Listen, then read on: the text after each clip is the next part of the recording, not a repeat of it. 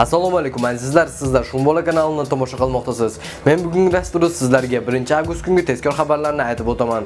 Agar sizlar kanalimizda hali mehmon bo'lsangiz, kanalimizga podpisatsiya bo'lmagan bo'lsangiz, hoziroq pastga tushib, podpisatsiya tugmachasini bosib qo'yinglar, chunki sizlar kanalimizga obuna bo'lganingizdan so'ng bizning kanalda yangi video chiqishi bilan sizning telefoningizga birinchi bo'lib xabar yetib boradi. Shumbola kanalida tezkor xabarlar chiqdi deb. Unda esa men videoroligimizni boshladim. Prezidentimiz Shavkat Mirziyoyev yana bir muhim qonunni imzoladi. O'zbekistonda Rossiyaga ketayotgan fuqarolar diqqatiga.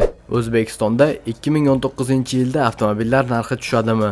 Nima uchun Damas'ga shapka olinadi? Yangi avtomobillarda nima uchun 5 litr benzin chiqmaydi?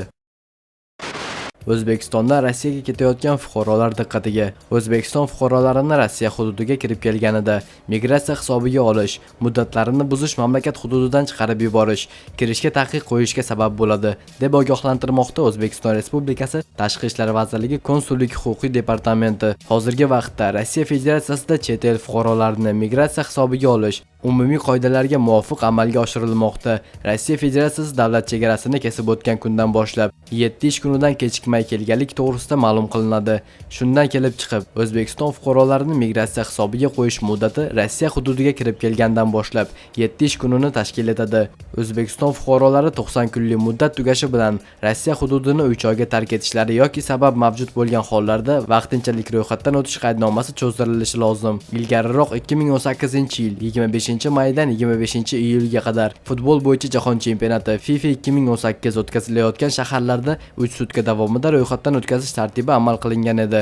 Muhim migratsiya hisobga olish muddatlarini buzish, Rossiya Federatsiyasi hududidan chiqarib yuborish, kirishga taqiq qo'yish hamda mintaqaga bog'liq tarzda 2000 rubldan 7000 rublgacha miqdorda jarima solishga olib keladi, deyiladi xabarda.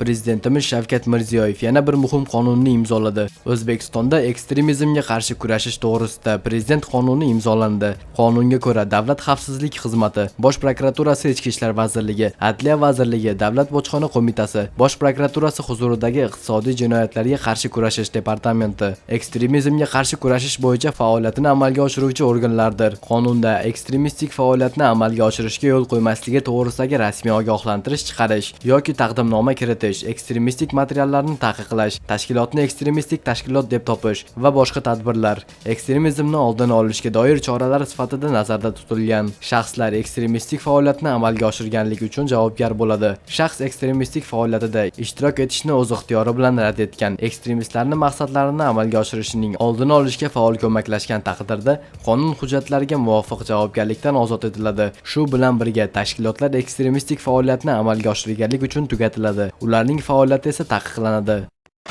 Mana azizlar, ko'rib turganingizdek, bugungi dasturimiz ham shulardan iborat edi. O'ylaymanki, videoligimiz aynan sizga foydali bo'ldi. Agarda foydali bo'lgan bo'lsa, hoziroq aytganimdek, pastga tushib, podpisatsiya tugmachasini bosishni unutmang va ushbu videolikka like qo'yishni ham unutmang. Eng asosiysi, ushbu videolik haqida kommentariyaga o'z fikringizni yozib qoldiring.